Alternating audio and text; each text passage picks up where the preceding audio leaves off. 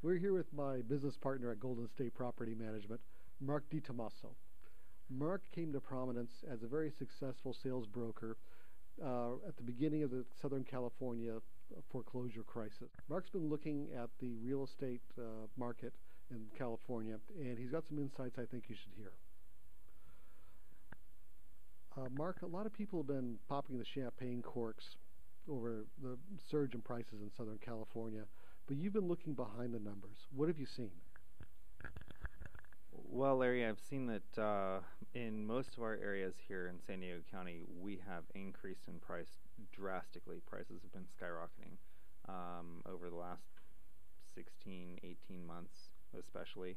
And, you know, with rates being low, low inventory, it's just fueling this increase in the prices. And, you know, people are wondering how long we can sustain that. Well, what do you see getting in the way of that wonderful trend?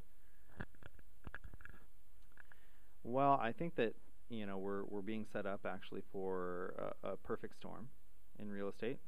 I think I see a double dip coming. That's just my personal prediction. But, you know, the Fed is discussing raising the rates. If the rates go up, you know, affordability is going to go down.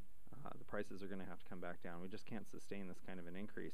And what scares me most is that when this happened in 2006, 2007, and we had the market crash then, the way that they fixed that was to lower the interest rates.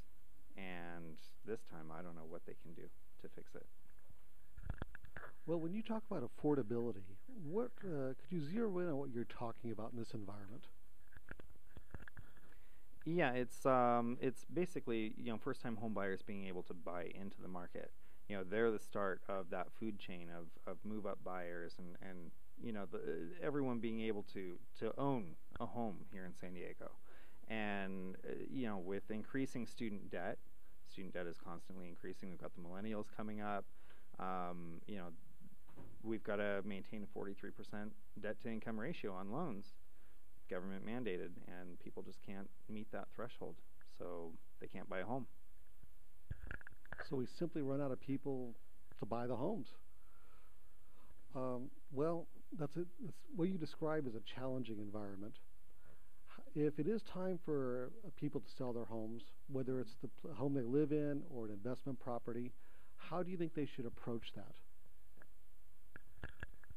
Well, I think that, you know, it is still a great time to sell, obviously, because the prices are up. Lots of buyer demand. We think of creative outside-the-box ways to sell homes here at SoCal Realty. So we take our sellers under our wing, and we do special programs, such as our Robin Hood program, which on average nets the seller about 60 to 80,000 more off their home sale. And those sales tend to target what we call penalty box buyers. So buyers who have had a foreclosure or a short sale recently, but they've gotten back on their feet, they've saved up the money, but they just can't get a bank loan. So we're able to take buyers who can't buy, sellers who can't sell. We put them together. It's kind of like eHarmony for real estate, if you will. Well, for investors in particular who aren't at that point in time where selling is right for them, do you have any general investment advice that would help them? Yeah, definitely. You know, when investing in real estate, I think that it's best to have a diverse portfolio.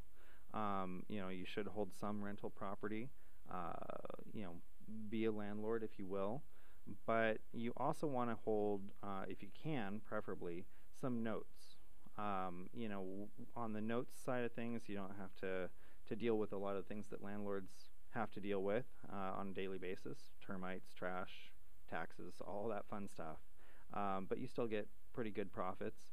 And by diversifying, then your chance of losing your investment gets much slimmer, if you will. Thank you, Mark. That's some great food for thought. And thank you for listening.